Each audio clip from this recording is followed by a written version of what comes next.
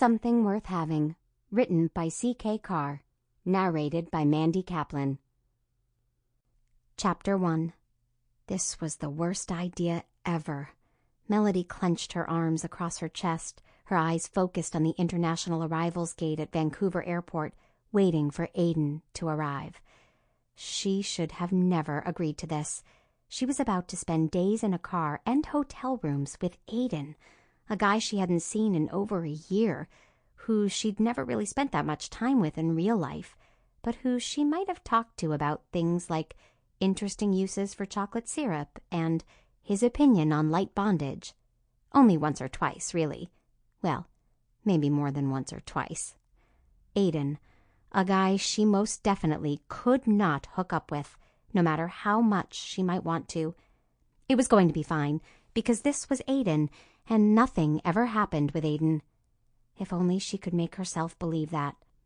Because there he was, striding through the crowd as if he owned the whole damned airport, and her heart was fluttering like a girl about to kiss a boy for the first time.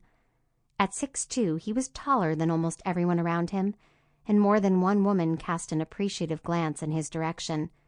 Melody couldn't blame them. There was just something about the man that grabbed your attention and wouldn't let go. He had a few gray hairs here or there, but his smile was that same heart-stopping grin that made time hiccup the first time they met. If only she'd managed to avoid seeing it that first time. Maybe she could have spared them both the mess which had been the past 2 years. She raced forward to meet him, smiling so hard the muscles in her cheeks hurt. 2 years. Holy crap! What an idiot she was to still be hung up on a guy she'd met 2 years ago and hadn't even seen in a year.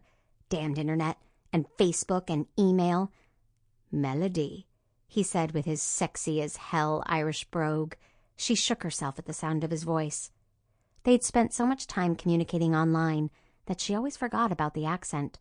It was the nail in her coffin, the final piece that made him absolutely irresistible to her.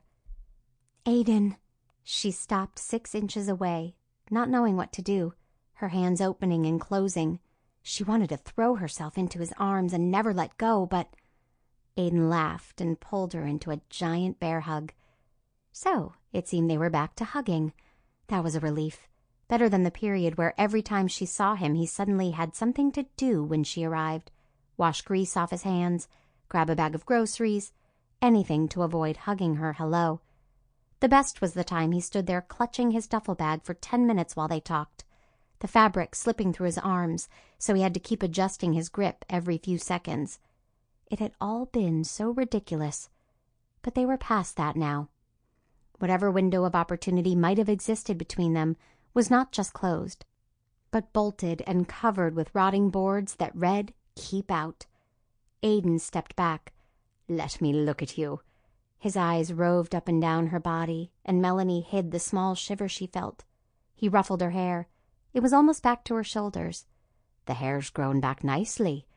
"Huh, thanks."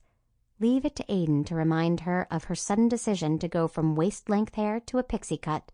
He'd always liked her long hair, so it had seemed fitting to get rid of it when she got rid of him.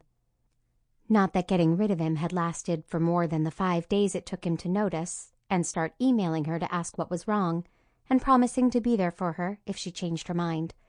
Men were such assholes sometimes. "Is that all you packed?" she asked, nodding at the backpack slung over his shoulder. "You may be planning on sleeping in the car and washing your clothes in a nearby stream, mister, but I at least will be staying in a hotel room each night and using a washing machine." "I bet you packed 5 bags, including 4 dresses and 10 pairs of shoes," he said, his blue eyes flashing as they walked towards baggage claim. "No, I did not. I packed 1 dress just in case, and only—" She paused to make a mental count. 5 pairs of shoes. 5 pairs? For what? She counted them off on her fingers. 1 pair of snow boots, 1 pair of fun boots, tennies, hiking boots, and a pair of real heels. Aidan nodded sagely and grinned down at her. "Oh, shut up," she said, pushing him playfully. "I didn't say anything." "You didn't have to. I am low maintenance." "Of course you are."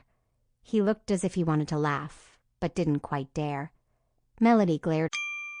Sample complete. Ready to continue?